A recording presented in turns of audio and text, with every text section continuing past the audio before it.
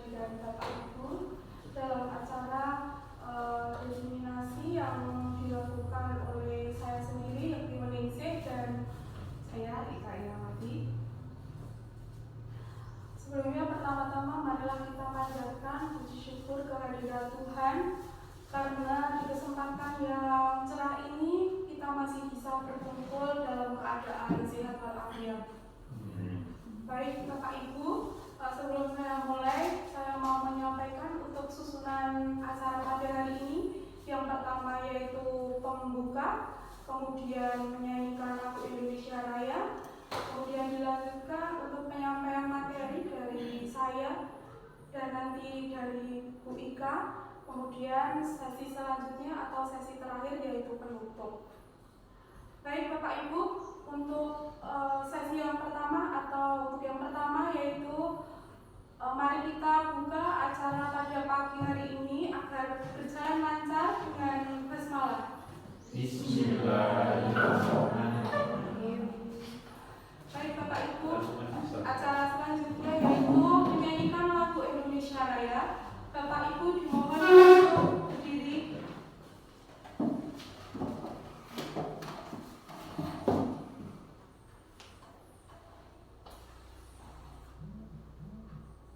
Hiduplah Indonesia Raya, 1, 2. Indonesia tanah airku, tanah tumpah darahku. Di sanalah aku berdiri, jadi pandu ibuku. Indonesia kebangsaanku, bangsa dan tanah airku. Marilah kita berseru, Indonesia bersatu. Hiduplah tanahku, hiduplah negeriku, bangsaku, rakyatku, semuanya. Bangunlah jiwanya, bangunlah badannya untuk Indonesia Raya. Indonesia Raya, merdeka, merdeka, tanahku, negeriku yang ku cinta. Indonesia Raya, merdeka, merdeka, hiduplah Indonesia Raya. Indonesia Raya, merdeka, merdeka, tanahku, negeriku yang ku cinta. Indonesia Raya, merdeka, merdeka, hiduplah Indonesia Raya. Hadirin dimohon untuk duduk kembali.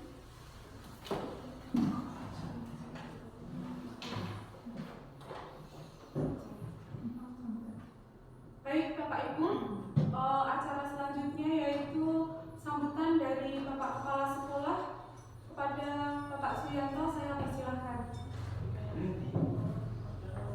Silakan Pak. Bismillahirrahmanirrahim. Assalamualaikum warahmatullahi wabarakatuh. Waalaikumsalam warahmatullahi wabarakatuh. Bapak Ibu guru yang saya hormati, pertama-tama marilah kita panjatkan puji dan syukur alhamdulillah kepada Tuhan Yang Maha Esa atas kelimpahan rahmat, taufik dan hidayahnya, sehingga pada kesempatan ini kita dapat berkumpul di SDN Guru Sumarso dalam keadaan sehat walafiat. Mudah-mudahan keadaan ini senantiasa dilimpahkan kepada kita di masa-masa yang datang. Bapak Ibu yang hormati, pada kesempatan kali ini kita Bu Yeti dengan Bu Ika ini akan mengadakan destinasi Desiminasi, yaitu seminar aksila seminar. Ini adalah salah satu kegiatan dari CGP angkatan 10, yaitu calon pemungkas. Kami sebagai kepala sekolah sangat mendorong kepada kegiatan-kegiatan ini dengan tujuan untuk peningkatan mutu pendidikan, khususnya adalah di pendidikan di Indonesia pada umumnya dan khususnya di SDN 2 Sidoarjo. Jadi kegiatan ini sangat mendukung sekali terhadap peningkatan pendidikan, apalagi saat ini pemerintah sedang menggiatkan peningkatan mutu pendidikan. Salah satu cara peningkatan mutu pendidikan adalah dengan berbagai usaha, salah satunya adalah dengan mengadakan guru penggerak. Pada kesempatan ini seminar atau desiminasi adalah kegiatan positif, yaitu budaya positif. Budaya itu dari kata budi, daya, akal. Budi berarti akal, daya kekuatan, berarti kekuatan untuk melakukan kegiatan positif. Artinya kita diajak kegiatan-kegiatan untuk melakukan kegiatan-kegiatan untuk peningkatan pendidikan. Dalam hal ini baik itu mungkin budaya karakter anak, karakter guru, ataukah mungkin yang lainnya, sehingga hal ini dapat meningkatkan dan memperbaiki daripada mutu pendidikan saat ini. Sekali lagi saya ucapkan selamat dan nanti kepada Yokti dan Bika untuk melaksanakan dengan sebaik-baiknya. Saya saja. Akhirnya wassalamualaikum warahmatullahi wabarakatuh. Waalaikumsalam warahmatullahi wabarakatuh. Terima kasih Bapak Suyanto atas sambutannya dan atas motivasi dan dorongan selain dari Bapak Kepala Sekolah juga dari rekan-rekan guru maupun rekan-rekan staf yang berada di sini. Terima kasih karena selalu mendukung kegiatan-kegiatan positif. Salah satunya adalah kegiatan CGP yang kami lakukan berdua. Baik Bapak Ibu, acara selanjutnya yaitu penyampaian materi dari saya sendiri. Kemudian nanti akan dilanjutkan oleh Bu Ika. Baik Bu Ika, silakan.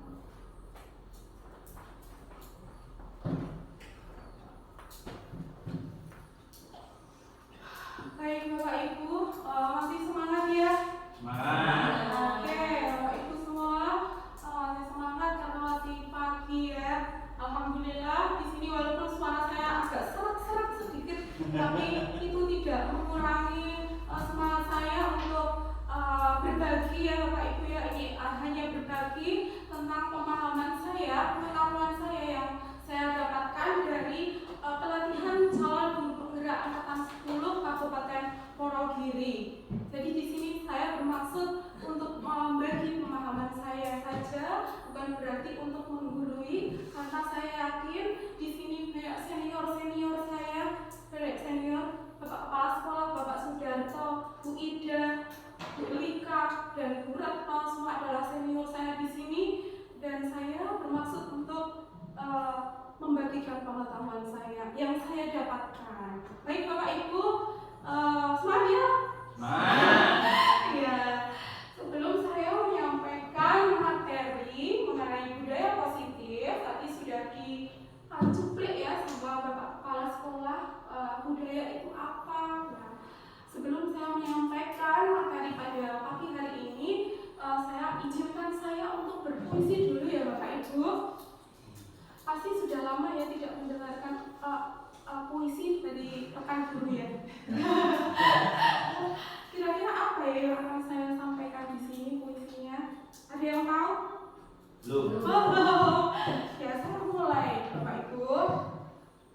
Judulnya adalah Untuk Seorang Bapak.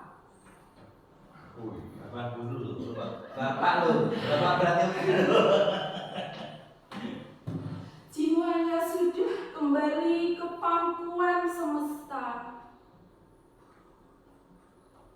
tapi pikirannya masih tertulis. Menjadi pesan untuk para cendekia. Ya, cendekia yang disebut guru. Katanya, jadilah manusia yang mampu memerdekakan manusia. Jadilah panutan ketika ada di depan. Jadilah pembimbing ketika ada di tengah. Dan jadilah pemberi dorongan saat di belakang. Katanya, tuntunlah anak bangsa ini sesuai dengan kodratnya, agar mereka mencapai keselamatan dan kebahagiaan yang setinggi-tingginya. Katanya,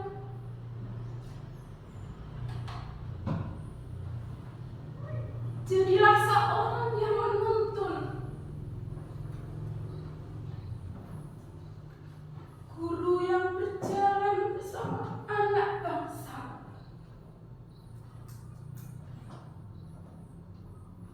menuntun mereka menemukan bakatnya.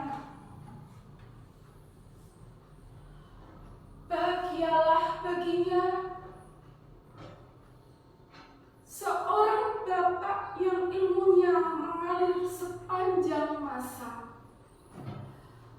Bapak kita semua, Ki Hajar Dewantara.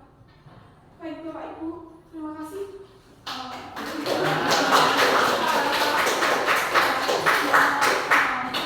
Pemikiran beliau itu yang sampai terharu dengan pemikiran beliau yang sudah begitu sangat-sangat maju sekali. Padahal itu beliau itu ada sudah jauh-jauh tahun sebelum saya ada, bahkan mungkin sebelum Bapak Ibu lahir.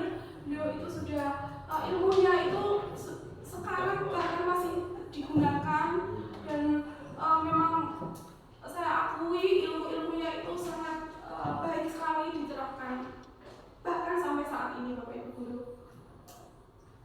Baik Bapak Ibu Guru, terima kasih karena sudah mendengarkan dengan seksama puisi yang saya sampaikan tadi. Bahkan saya sampai terharu dengan terharunya itu oleh beliau.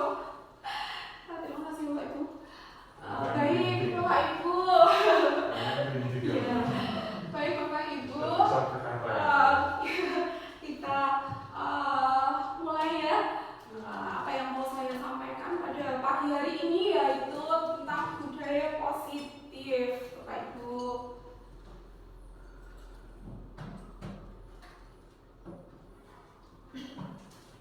Bisa ditampilkan. Baik Bapak Ibu, masih tentang Ki Hajar Dewantara. Kita ambil contoh Bapak Ibu ya. Kita ambil contoh perbandingan dengan hidup tumbuh-tumbuhan. Seorang petani dalam hakikatnya sama saja kewajiban kita sebagai seorang pendidik, yaitu apa Bapak Ibu? Yang menanam padi misalnya hanya dapat untuk menuntun tumbuhnya padi, kemudian dapat memperbaiki kondisi tanah, memelihara tanaman padi, memberi pupuk, membasmi ulat, ataupun jamur-jamur yang mengganggu dari tanaman tersebut. Seperti itu juga dengan kita Bapak Ibu Guru. Sebagai guru kita hanya bisa menuntun anak-anak. Seperti yang diibaratkan petani, kita hanya bisa menuntun memperbaiki akhlak anak, menuntun anak, seperti itu. Baik, saya lanjutkan.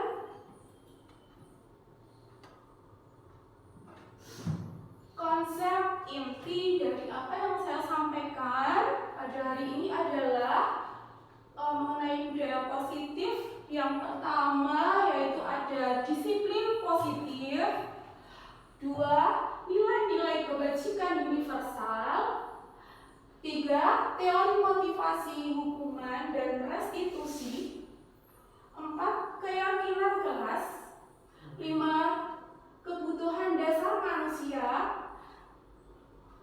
selanjutnya 5 posisi kontrol dan restitusi.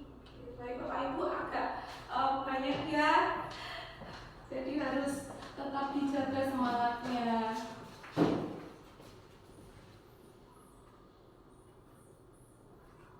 Baik Bapak Ibu, apa yang saya sampaikan tadi tentang konsep inti,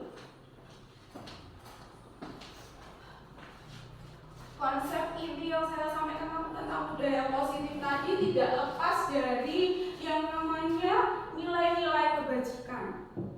Nah, apakah itu nilai-nilai kebajikan? Nah, Bapak Ibu, kita ambil kata kebajikan itu sendiri. Kebajikan berarti apa? Bapak Ibu ada yang tahu? Kebajikan? Iya, betul sekali Bu Retno. Kebajikan itu adalah kebaikan. Berarti nilai-nilai kebaikan. Jadi dari budaya positif itu tidak bisa lepas dari yang namanya nilai-nilai kebajikan atau nilai-nilai kebaikan. Adapun nilai-nilai kebaikan atau kebajikan yang saya tampilkan, yang pertama ada profil pelajar Pancasila yang sekarang, kurikulum yang sekarang kita gunakan Bapak Ibu, yaitu 1 ada beriman dan bertakwa kepada Tuhan Yang Maha Esa dan berakhlak mulia.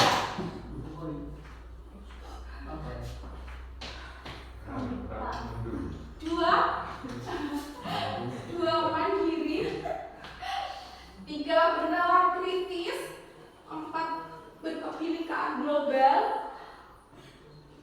5 bergotong royong dan kreatif.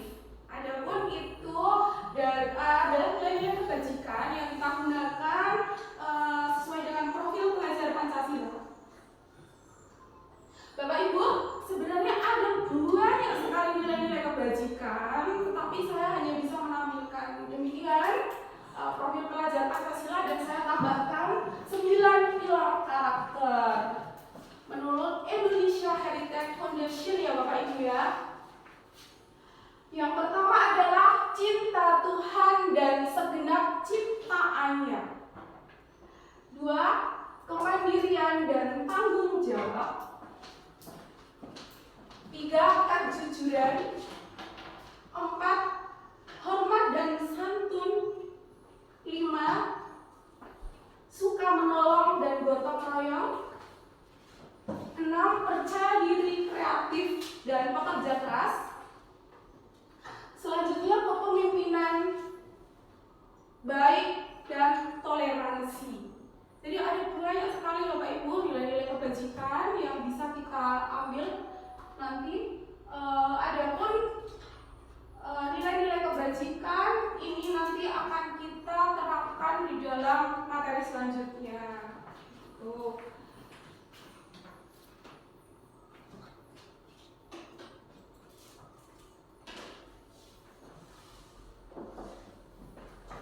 Baik Bapak Ibu, berhubungan dengan budaya positif, itu ada kaitannya tadi dengan adanya pendekatan disiplin. Apa itu Bapak Ibu pendekatan disiplin? Ada yang sudah pernah tahu? Sebelumnya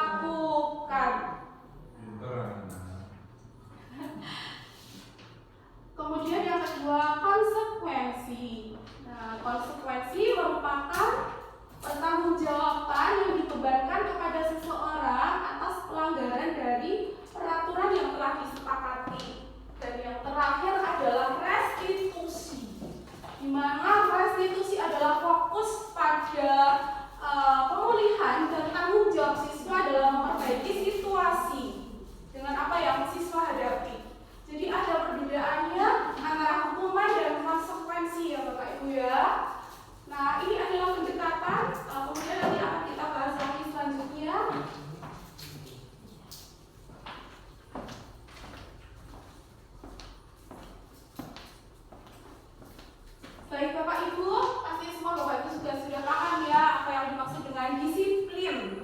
Nah, disiplin di sini dimaknai menjadi sesuatu yang dilakukan seseorang pada orang lain untuk mendapatkan kepatuhan. Penerapan disiplin dipraktikkan untuk menghasilkan murid-murid yang berkarakter sesuai dengan nilai-nilai kebajikan tadi, Bapak Ibu. Jadi, penerapan disiplin ini menurut Bapak Ibu penting apa tidak? Penting ya. Iya, betul Pak.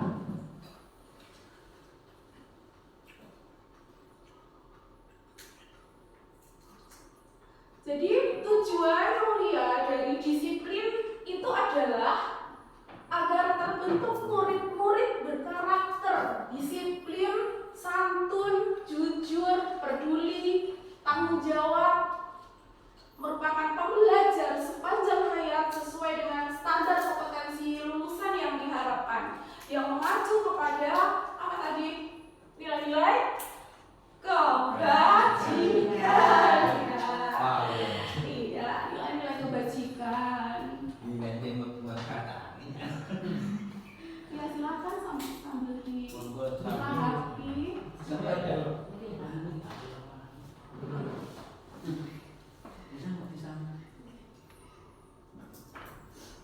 Jadi sebelum saya lanjutkan, apakah pentingnya menciptakan suasana positif di lingkungan, Bapak Ibu? Untuk apa kira-kira? Teratur. Oh iya Pak, agar teratur katanya, agar teratur, betul sekali Pak. Jadi menciptakan suasana positif di lingkungan itu tentunya banyak sekali manfaatnya ya. Salah satunya adalah agar teratur, agar lingkungan itu aman, nyaman, kondusif dan lain sebagainya. Seperti itu.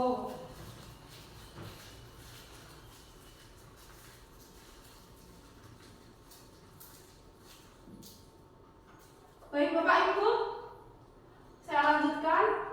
Di mana ada kemerdekaan, disitulah harus ada disiplin yang kuat. Jadi sesungguhnya disiplin itu bersifat self-disiplin ya, yaitu kita sendiri yang mewajibkan kita dengan sekeras-kerasnya, tetapi itu sama saja. Sebab jikalau kita tidak cakap melakukan disiplin diri, maka harus ada penguasa lain yang menciptakan disiplin tersebut. Menurut siapa nih? Ki Hajar Dewantara. Saya adalah penggemarnya Pak. Pemujinya saya itu.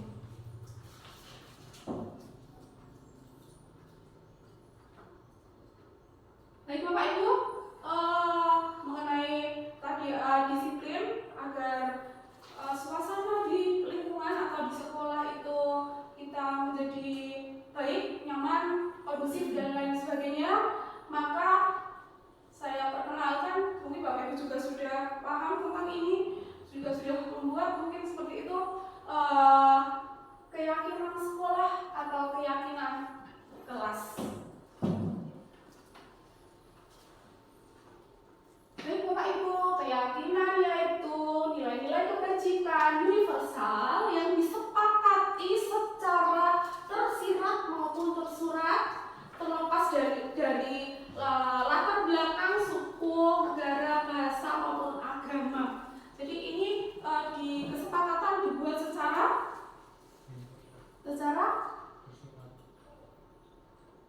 bersama-sama ya. Baik Bapak Ibu, saya lanjutkan keyakinan kelas.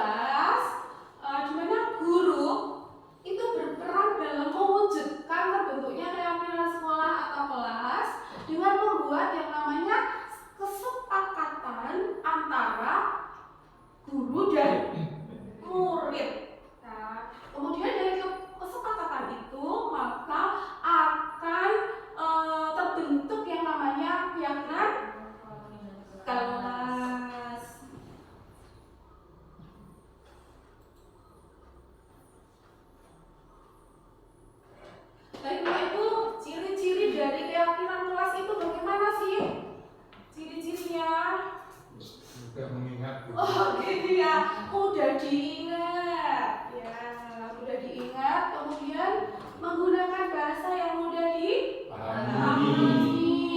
Kemudian menggunakan kalimat-kalimat yang positif. Ada mau ditanyakan ini sebelum saya lanjutkan? Jelas Bu. Sudah jelas. Menggunakan kalimat yang positif ya biasanya. Oke ya, biasanya kita menggunakan kata jangan ya, jangan lari-lari, jangan buang sampah pada tempatnya. Sebaiknya kita menggunakan kalimat-kalimat yang positif ya, yaitu mari menjaga kebersihan. Hati-hati saat di Jalan. dimanapun ya, seperti itu. Baik Bapak Ibu, itu tadi menggunakan kalimat positif ya Bapak Ibu ya. Kita dianjurkan untuk menggunakan kata-kata, dilarang menggunakan kata-kata jangan ya. Baik, saya lanjutkan. Sudah jelas ya tadi? Jelas. Baik Bapak Ibu, di sini saya pernah membuat keyakinan kelas, di mana ini saya buat dengan anak-anak. Nah, ini ada anak-anak yang sekarang sudah kelas 6 dan ini anak-anak kelas 5, di mana saya membuat keyakinan kelas tersebut bersama-sama. Jadi saya tawarkan keyakinan kelas itu mereka sendiri yang membuat. Saya hanya menuntun saja. Keyakinan, kesepakatan itu mereka yang membuat. Contohnya, salah satu adalah karena kelas ini, kelas 6, kan, suka main bola di kelas. Nah, ketika membuat keyakinan kelas, mereka menyadari dan mereka tahu bahwa itu salah.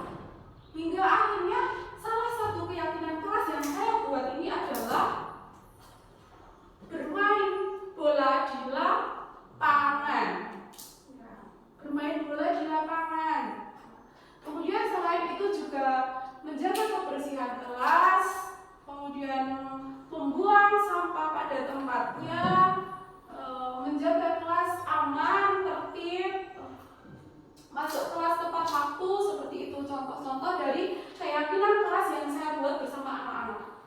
Karena keyakinan itu dibuat oleh mereka dan mereka juga menyepakati, maka mereka pun juga akan enggan atau akan berpikir jika mereka itu melanggar, karena kesepakatan itu yang buat adalah mereka sendiri.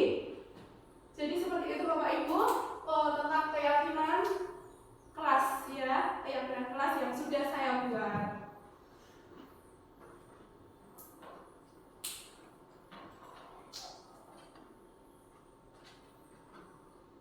Baik Bapak Ibu, keyakinan kelas ada yang mau ditayangkan?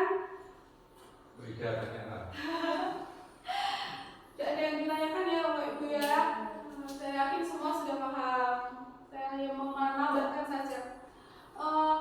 Selanjutnya adalah motivasi perilaku manusia menurut Dian Gaussen, Bapak Ibu. Motivasi perilaku tindakan manusia itu berperilaku itu untuk apa? Seperti apa? Jadi satu motivasi yang pertama yaitu untuk menghindari ketidaknyamanan atau hukuman. Nah, motivasi yang pertama itu. Kemudian motivasi yang kedua adalah untuk mendapatkan imbalan atau penghargaan dari orang lain. Motivasi ketiga yaitu untuk menjadi orang yang mereka inginkan dan menghargai diri sendiri dengan nilai-nilai yang mereka percaya. Nilai-nilai apa Bapak Ibu? Kebajikan. Oke. Nah di sini motivasi ini dibagi lagi menjadi dua, yaitu motivasi yang pertama eksternal, yang kedua internal.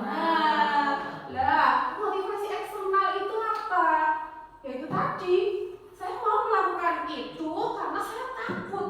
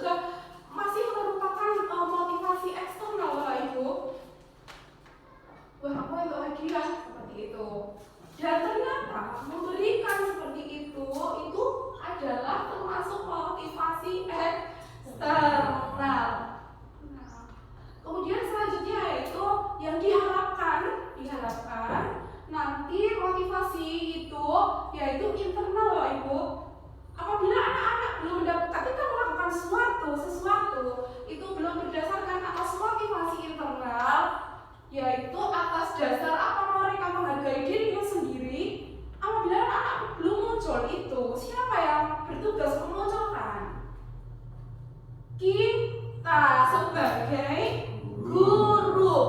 Nah, kita sebagai guru itu harus apa? Memotivasi mereka dari dalam Bapak Ibu agar mereka menghargai diri sendiri dengan nilai-nilai yang mereka percaya itu tadi. Dan yaitu nilai-nilai kebajikan. Ya, saya lanjutkan, nanti akan kita bahas secara mendalam lagi. Penasaran?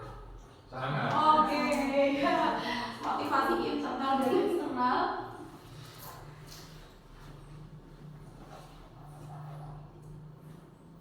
Baik, saya lanjutkan Bapak Ibu. Selanjutnya adalah kebutuhan dasar manusia. Kita sebagai manusia pasti kita mempunyai kebutuhan. Banyak sekali kebutuhan ya Pak Ketua ya. Apa saja Pak? Fokus tadi Bu. Kebutuhan dasar manusia yang pertama adalah Kasih sayang. oke, ada kasih sayang. Bu Lika betul sekali. Bu Lika mendapatkan kasih sayang dari suaminya. Iya Bu, iya Pak, betul sekali. Kalau tidak, nanti dia akan melanggar atau melakukan hal-hal yang tidak sesuai dengan nilai-nilai kebajikan, dan itu nanti diharapkan tidak terjadi ya Bu Lika ya. Selalu mendapatkannya. Nilai kasih sayang dan rasa diterima. Kita di sini saling menyayangi, saling menerima, seperti itu. Itu adalah kebutuhan dasar kita, kebutuhan hidup. Kemudian ada kebutuhan untuk bertahan hidup. Kebutuhan penguasaan, kebutuhan kesenangan dan kebebasan. Ini merupakan kebutuhan dasar dari manusia. Nah, di antaranya seperti tadi berikan. Kemudian Pak Darto yang sambil ngemil, ini merupakan apa? Kebutuhan untuk apa? Bertahan hidup. Salah satunya itu contohnya Bapak Ibu. Iya betul. Nah itu adalah kebutuhan dasar apa tadi? Manusia. Saya lanjutkan Bapak Ibu. Ada pertanyaan? Anggap itu berkurang. Ada pertanyaan tidak? Tidak ada. Saya lanjutkan Pak Bu. Ini ada studi kasus. Bima adalah seorang anak kelas 1 SD. Selalu berlari keluar kelas menuju jalan di depan sekolahnya yang ramai dengan kendaraan. Tingkahnya membuat guru Bu Ani bingung dan sering berlari mengejarnya. Ada beberapa kemungkinan jawaban yang diberikan Bima. Identifikasi dari kebutuhan yang ingin dipenuhi oleh Bima. Jika respon Bima seperti di bawah itu apa ya Pak Bu? Responnya seperti ini. Aku senang main kejar-kejaran dengan Bu Guru. Jadi kebutuhan apa yang dia penuhi? Kesenangan.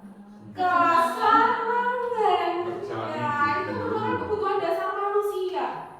Jadi ketika murid kita, siswa kita, apalagi siswa kita yang notabene masih kecil ya, nah itu dia sering banget itu lari-larian, kejar-kejaran. Nah ternyata apa? Dia itu adalah memenuhi kebutuhan dasar dari hidupnya, yaitu kesenangan. Dia senang berlari-lari, kejar-kejaran. Bahkan yang melihat kita guru saja sampai capek ya, tapi mereka tidak merasa capek walaupun dia itu belum keringatnya sampai ya. Tapi anak itu bahagia karena itu merupakan kebutuhan dasar ya.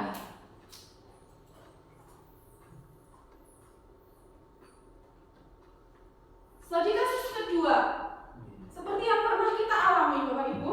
Jadi satu studi yaitu murid kita yang bernama Ababil ya. Ada ya pernah ya? Kita pernah mengalami. Murid kita yang bernama Ababil itu ketika diistirahat itu dia muter kelas ya. Untuk apa?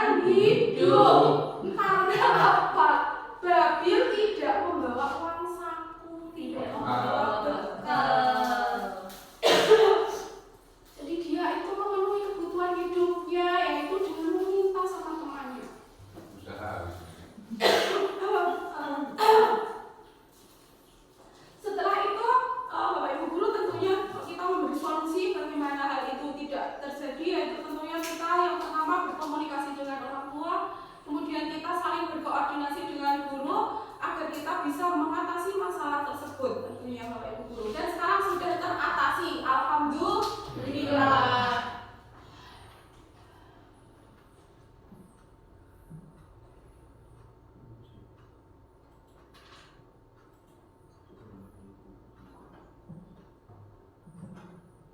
Baik Bapak Ibu, untuk kebutuhan dasar manusia ada yang mau ditanyakan? Tidak. Baik, saya lanjutkan. Oke. Sudah jelas? Oke. Terima kasih. 5 posisi kontrol guru. Tidak hanya guru di sini, tapi juga karyawan yang ada di sini ya. Semua yang ada di sini, lingkungan satu sekolahan. Tidak hanya untuk saya dan Bu Rika, tidak hanya untuk saya dan Pak Darto, tapi untuk semuanya. Jadi, 5 posisi kontrol dalam restitusi adalah proses perjalanan pendidik agar mengenali dirinya. Nah, di mana 1 adalah guru sebagai penghukum. Nah, adalah guru 1 guru sebagai penghukum, 2 guru sebagai pembuat merasa bersalah, 3 guru sebagai pemantau, 4 guru sebagai teman dan bestie ya, sekarang ya bahasa gaulnya ya sebagai bestie. Dan yang terakhir adalah guru sebagai manajer. Nanti sebelum saya tanya, saya mau memberikan sedikit contoh. Apakah Bapak sudah memahami semuanya ini? Belum. Terima? Belum. Kalau belum saya beri contoh Pak Darto. Oke. 1. Contoh guru sebagai penghukum. Nah, kata-kata yang muncul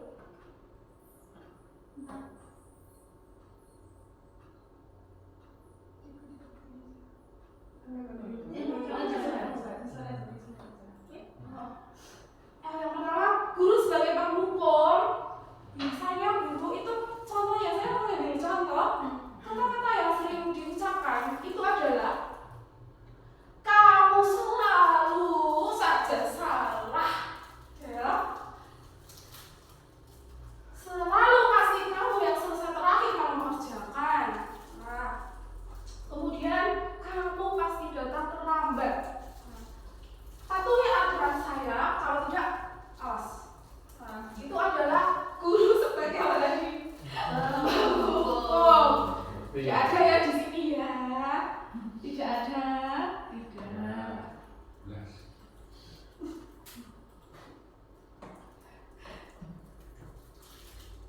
Nah, Bapak Ibu, penghukum itu dengan nada suara tinggi, bahasa tubuhnya, mata melotot, jari menunjuk-nunjuk. Jangan Pak. Jari menunjuk-nunjuk Bapak Ibu sambil melotot atau apa? Iya. Nah, gimana? Terlambat lagi, pasti terlambat lagi. Selalu datang terlambat. Dan apa Bapak Ibu guru? Kapan bisa datang tepat waktu? Bagaimana perasaan murid Bapak Ibu kalau kita datang, kita sudah tahu-tahu menunjuk-nunjuk, bahkan kita marah-marah, perasaannya gimana kira-kira? Don, ya pasti merasa sedih ya? Pasti merasa sedih, pasti itu dirasakan. Tertekan. Jadi anak-anak pasti merasakan hal seperti itu ketika kita menghadapi orang dewasa itu merasakan hal seperti itu. Apalagi kita sebagai seorang guru. Itu tadi adalah 1 guru penghukum.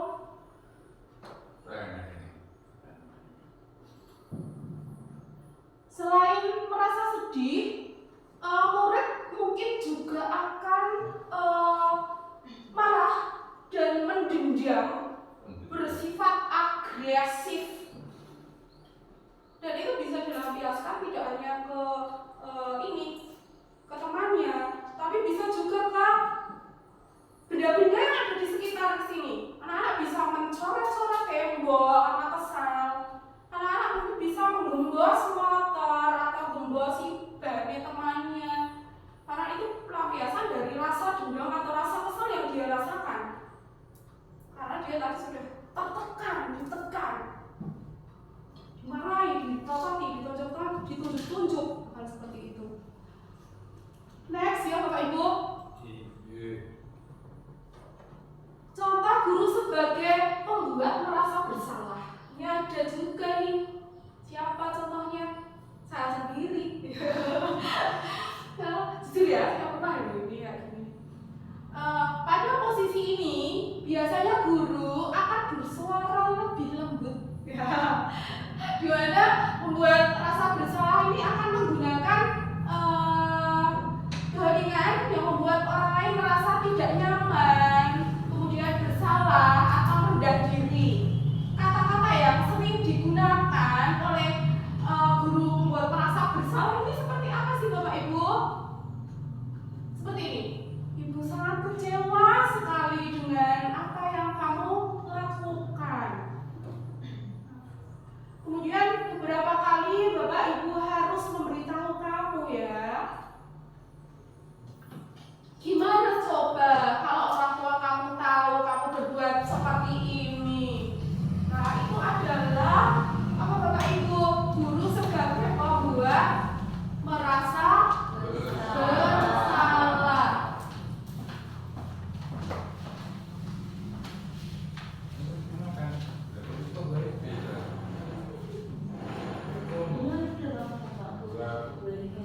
Jadi contoh lain Bapak Ibu seperti ini ya.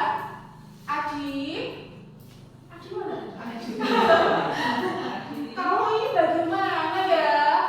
Kamu sudah berjanji loh dengan ibu tidak akan terlambat lagi. Kamu kenapa ya senang sekali mengecewakan ibu? Ibu benar-benar kecewa. Bagaimana perasaan murid bila ditegur seperti itu? Pasti anak-anak akan merasa bersalah.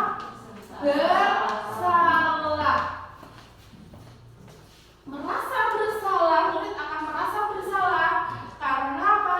Telah membuat kesalahan. Merasa bersalah telah mengecewakan bu guru. Nanti murid akan merasa menjadi orang yang gagal dan tidak sanggup membahagiakan orang lain. Jadi itu adalah membuat merasa bersalah. Bapak Ibu ya. Ada yang mau ditanyakan? Ya. Oke, saya lanjutkan Bapak Ibu. 3. Guru sebagai teman. Guru sebagai teman, kata yang muncul bagaimana? Ayolah, bantulah demi Bapak loh nak. Ayo ingat, tidak bantuan Bapak selama ini. Nah, ya sudah, kali ini tidak apa-apa. Nanti ibu yang bantu bereskan. Nah, itu adalah sebagai teman, contoh sebagai teman. Hasilnya apa Bapak Ibu?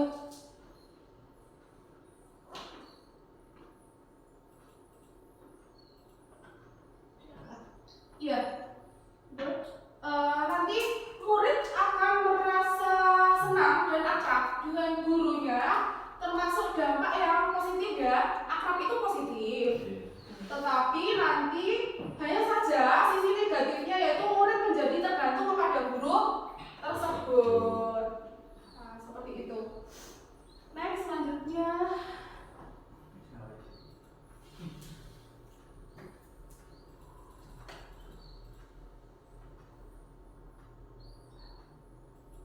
Guru sebagai pemantau. Nah, di sini guru sebagai pemantau itu apa? Berarti dia mengawasi, memantau.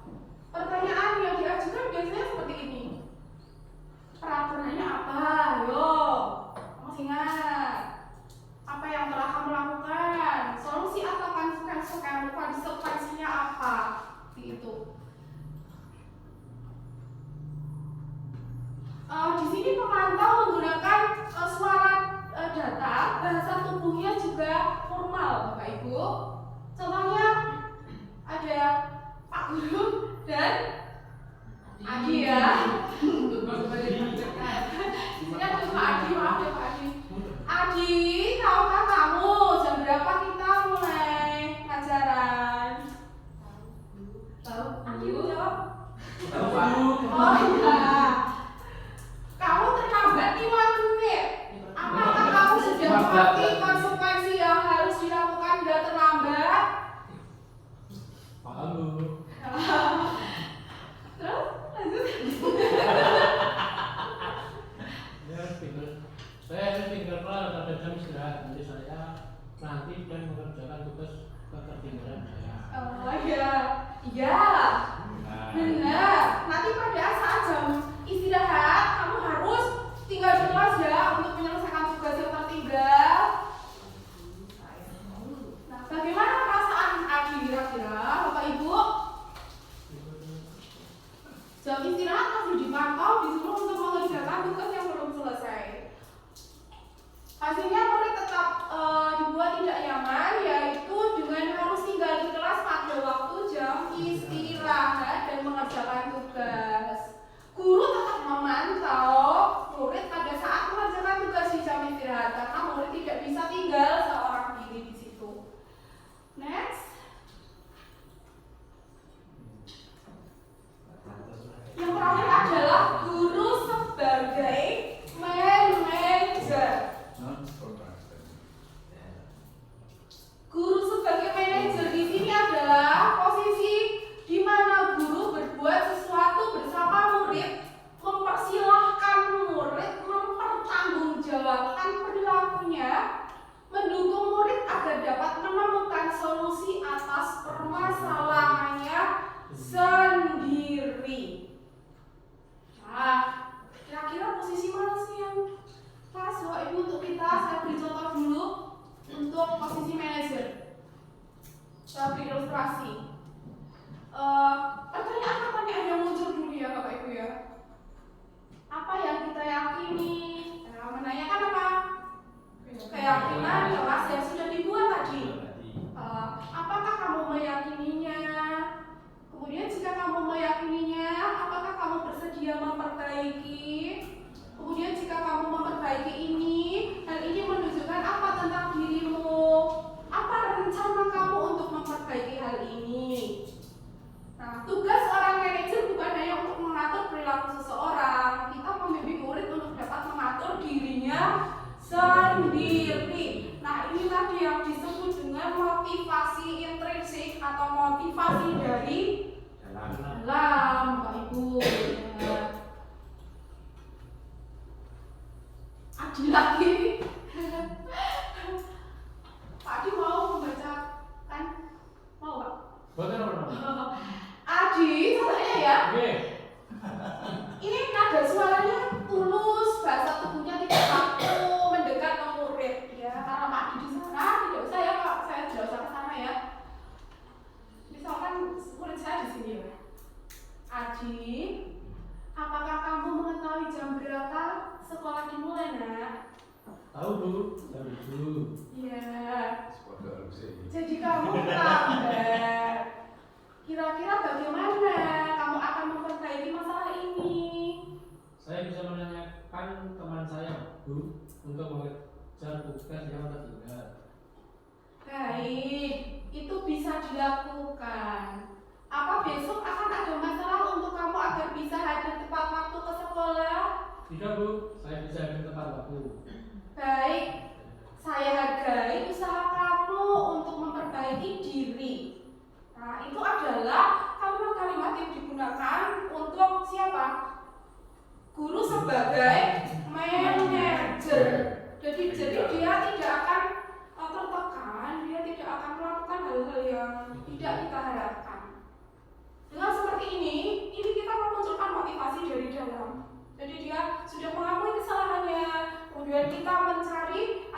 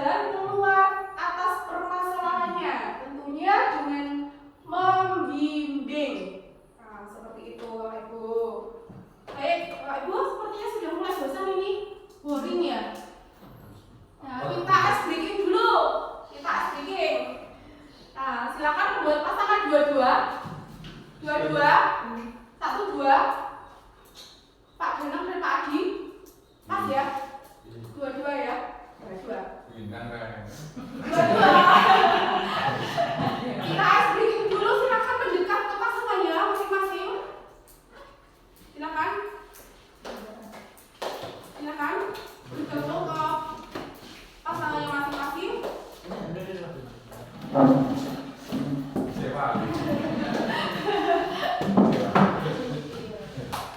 Silakan bergabung sudah. Di sini nanti ada kata hijau dan hitam ya, hijau dan hitam. Ketika yang saya sebutkan, nanti memukul temannya ya. Tangannya seperti ini. Ya, tangannya seperti ini.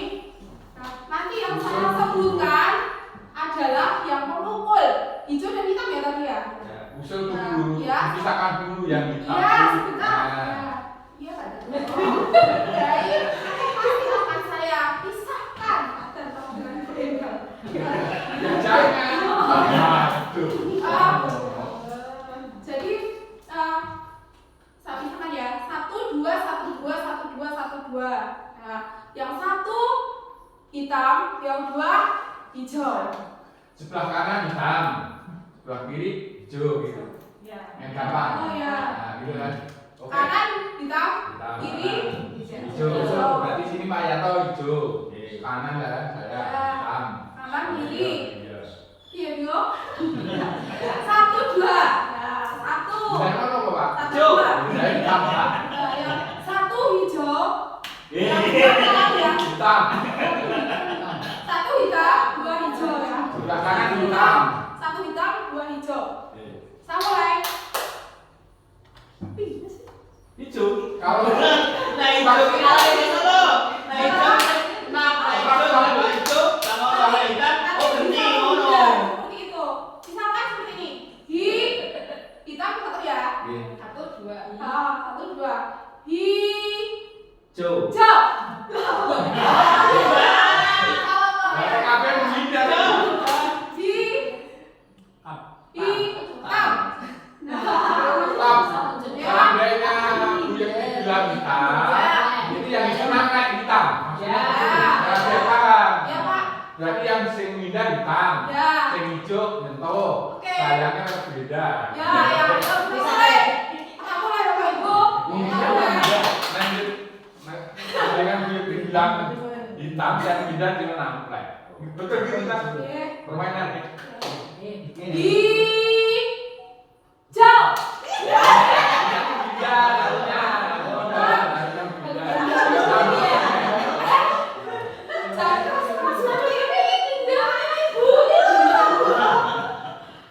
Ulangi Bu. Ulangi lagi ya. Oke. Hijau.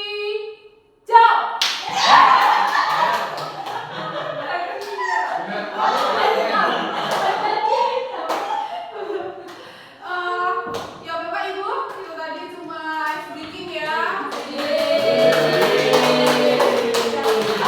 Tidak sepanjang dengan apa namanya materi yang saya sampaikan. Terima kasih Bapak Ibu. Sami-sami Bu. Oke, saya lanjutkan materi selanjutnya adalah berkaitan dengan 5 posisi kontrol itu tadi, Bapak Ibu. Ada kaitannya dengan yang saya sampaikan ini adalah apa? Restitusi. Baik, restitusi. Apa restitusi? Ya. Oke, ya nanti ada kejelasan lebih lanjut Bapak Ibu. Ada kaitannya dengan 5 posisi kontrol guru tadi. Nah, restitusi merupakan apa? Proses menciptakan kondisi bagi murid untuk memperbaiki kesalahan mereka sehingga mereka bisa kembali kepada kelompok mereka dengan karakter yang lebih kuat. Tentunya karakter yang baik yang mengacu pada nilai-nilai kebajikan. Jadi di sini juga restitusi juga merupakan proses kolaboratif yang mengajarkan murid untuk mencari solusi untuk masalah mereka dan membantu murid berpikir tentang orang seperti apa yang mereka inginkan. Merupakan tujuan mulia dan bagaimana mereka harus memperlakukan orang lain.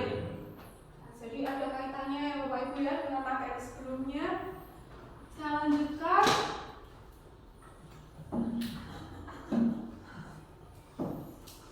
Ciri-ciri dari restitusi Bapak Ibu. 1. Bukan untuk menebus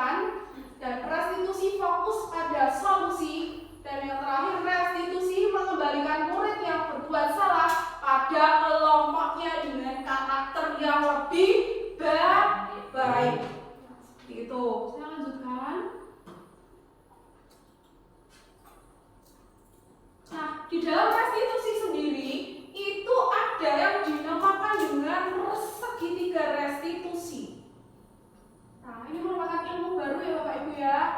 Nah, dalam segitiga restitusi ini dibagi menjadi berapa Bapak Ibu?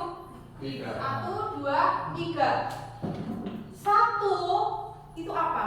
Menstabilkan identitas murid. Distabilkan identitasnya dulu. Kemudian validasi kesalahan.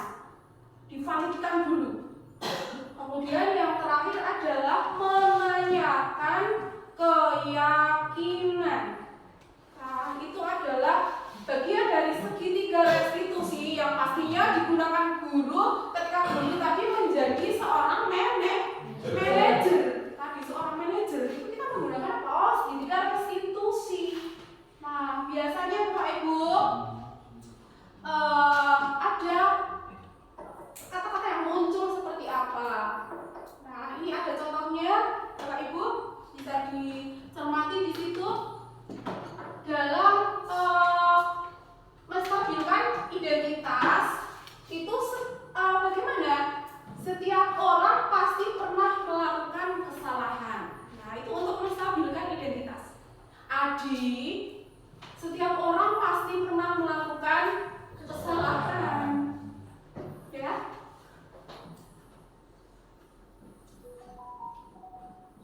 Danang, kamu bukan satu-satunya orang yang pernah berbuat seperti itu, nak. Ibuku juga pernah terlambat kok dulu waktu sekolah. Itu apa? Menstabilkan identitas. Jadi apa? Dan Adi tidak akan keterutan sama bu guru, ya kan? Kamu datang sama bu Adi, belakang terlambat. Dalam kita sebagai manajer, ini bagaimana? Kita stabilkan identitasnya.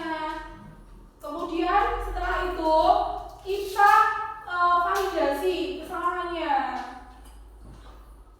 Bagaimana Bapak Ibu?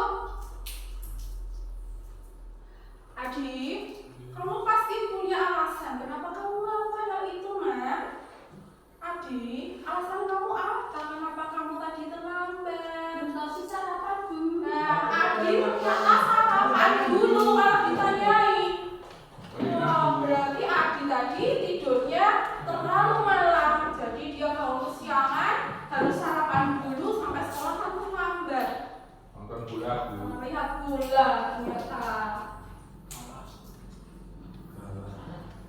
Saya lanjutkan, itu tadi adalah validasi tindakan yang salah. Jadi guru menanyakan dulu, memvalidasi. Jadi kenapa nak kamu berbuat seperti itu? Alasan kamu itu apa sebenarnya? Seperti itu. Karena tadi kembali ke awal, itu adalah mungkin memenuhi kebutuhan dasarnya sebagai manusia. Contohnya Adi, tadi sarapan dulu. Karena sarapan dulu terburu-buru dia terlambat ke sekolah. Kemudian yang terakhir adalah menanyakan keyakinan yang sudah kita buat bersama, yang sudah Bu Guru dan Pak Guru atau anak-anak buat bersama, yang sudah anak-anak buat. Kemudian disepakati bersama, apa itu yang ditanyakan? Adi, kamu ingat tidak keyakinan yang sudah kita buat? Pasti dia ingat Bu, seperti itu, karena itu dibuat bersama. Jadi nanti anak-anak pasti akan ingat. Bapak Ibu, saya datang tepat waktu ke sekolah. Nah, seperti itu. Untuk menanyakan apa keyakinan kelas yang sudah dibuat. Nilai keyakinan apa yang sudah kamu langgar? Kalau terlambat datang ke sekolah, nilai keyakinan nilai apa yang dilanggar? Tidak disiplin ya, tepat waktu ya, disiplin yang dilanggar. Nilai keyakinan apa yang telah kamu langgar, nak? Itu.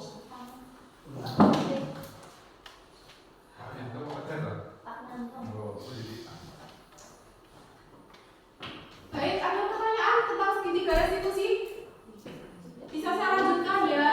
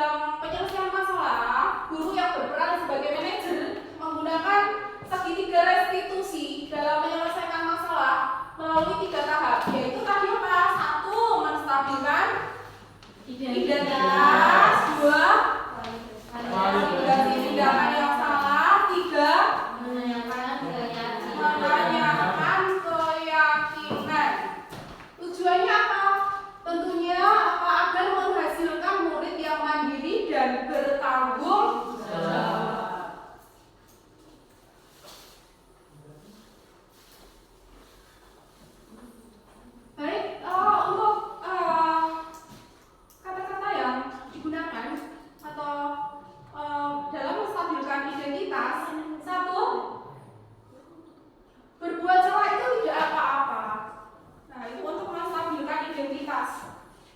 Nah, buat saya tidak ada apa-apa, tidak ada manusia yang sempurna. Saya juga pernah melakukan kesalahan seperti itu loh nak. Kemudian kita bisa menyelesaikan ini. Ibu tidak tertarik mencari siapa yang salah, tapi ibu ingin mencari solusi dari permasalahan ini. Kamu berhak merasa begitu. Dan yang terakhir, apakah kamu sedang menjadi teman yang baik buat dirimu sendiri? Nah, itu adalah menstabilkan identitas yang dilakukan. Nah, kemudian selanjutnya validasi tindakan yang salah. Kamu pasti punya alasan mengapa melakukan hal itu. Kamu boleh mempertahankan sikap itu, tapi kamu harus menambahkan sikap baru. Itu adalah teknik dari validasi tindakan yang salah. Nah, kemudian menanyakan keyakinan yang terakhir, yaitu apa yang kita percaya sebagai keyakinan kelas atau sekolah. Apa nilai-nilai yang sudah kita sepakati? Kemudian apa kamu mau jadi orang yang seperti itu? Nah, itu adalah dari menanyakan keyakinan yang sudah disepakati bersama. Baik Bapak Ibu, saya lanjutkan. Nah, di sini ada dokumentasi ketika saya menjadi manajer dalam menyelesaikan masalah yang dialami oleh Tova dan Kaisa. Di mana saat mengerjakan kelompok, tugas kelompok, Tova ini malah lari ke sana kemari, tidak mau ikut mengerjakan kelompok seperti itu. Nah, saat itu terjadi, Kaisa sebagai orang yang satu kelompok dengan Tova, dia marah-marah, membentak-bentak, ya tahu sendiri kan suaranya kayak Kaisa, membentak-bentak sampai berkata-kata kasar seperti itu. Jadi saya validasi dulu, menstabilkan identitas dulu, kemudian memvalidasi, kemudian saya menanyakan keyakinan kelas terhadap siswa saya tersebut. Dan hasilnya siswa selang beberapa hari itu saya mendengar sendiri itu ketika ada temannya itu yang sedang gaduh, itu Kaisa itu seperti ini, sabar tak, dan itu sangat jarang sekali terjadi. Dia kembali ke kelompoknya itu dengan kondisi yang lebih baik. Seperti itu tadi tentang posisi manajer dengan menggunakan tahapan segitiga restitusi, Bapak Ibu. Nah, sebelum saya tutup, di sini saya mau tanya dulu nih. Tidak usah dikasih nama ya, tidak usah diberi nama. Secara jujur saja, kalau tadi saya pernah menjadi guru yang membuat merasa bersalah kepada siswa. Nah, ini saya mau minta tanggapan atau tulisan ya. Pernah menjadi apakah kita sebagai seorang guru? Tidak usah ditulis namanya kok, Pak Bu.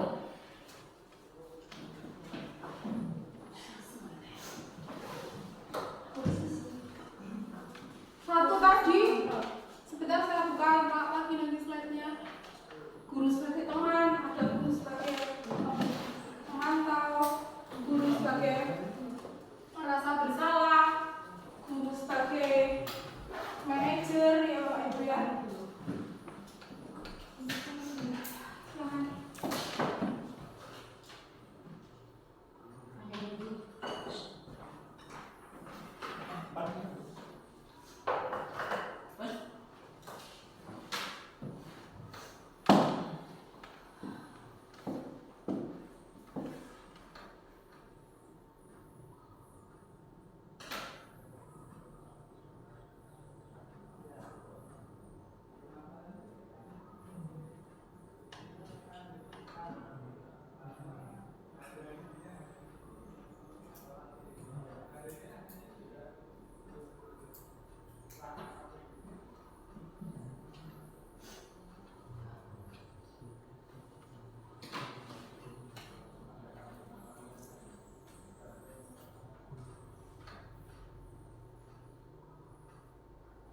selesai.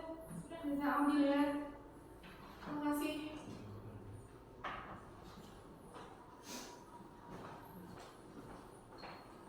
Dan juga tadi guru yang hukum ya.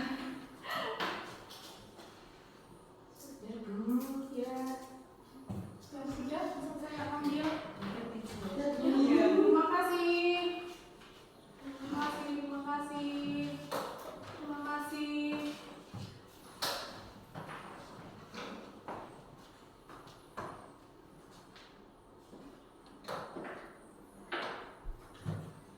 Siswa saya yang dua ini berprestasi. Ya. Sangat panjang sekali jawabannya. Ya. Terima kasih ya. Baik Bapak Ibu, jadi tujuan saya di sini adalah menyebarkan budaya positif. Budaya positif ini tentunya nanti kita usahakan bersama. Kalaupun sudah ada, nanti kita perkuat lagi di sekolah kita, untuk anak-anak, untuk negara kita, untuk bangsa. Tentunya seperti itu Bapak Ibu. Jadi yang saya sampaikan itu tadi adalah bagaimanakah awal mula kita sebagai seorang guru yang menjadi manajer, seorang guru yang melakukan validasi tindakan, menstabilkan identitas, kemudian menanyakan keyakinan. Itu kita mulai dari awal terciptanya disiplin, itu kita mulai dari kita membuat apa? Keyakinan kelas. Dan dari keyakinan di kelas tersebut nanti diharapkan akan menjadi budaya positif. Jadi tidak hanya intern di kelas saja, tetapi di sekolah. Seperti itu harapan saya Bapak Ibu ya.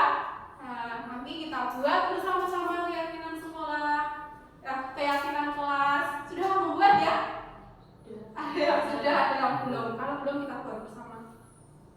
Baik Bapak Ibu, di sini sebelum saya nanti mengakhiri, saya mau membacakan dulu nih hasilnya. Ya, ada yang guru sebagai teman. Saya juga pernah. Ada yang guru sebagai pemantau. Ada yang sebagai manajer. Alhamdulillah sudah ada ini yang menerapkan guru sebagai manajer. Kemudian guru membuat merasa bersalah, saya juga pernah.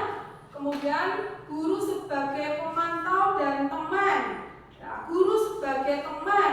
Guru sebagai teman. Nah, kebanyakan di sini adalah guru sebagai teman. Tidak ada guru yang menghukum. Nah, seperti itu, Bapak Ibu ya. Jadi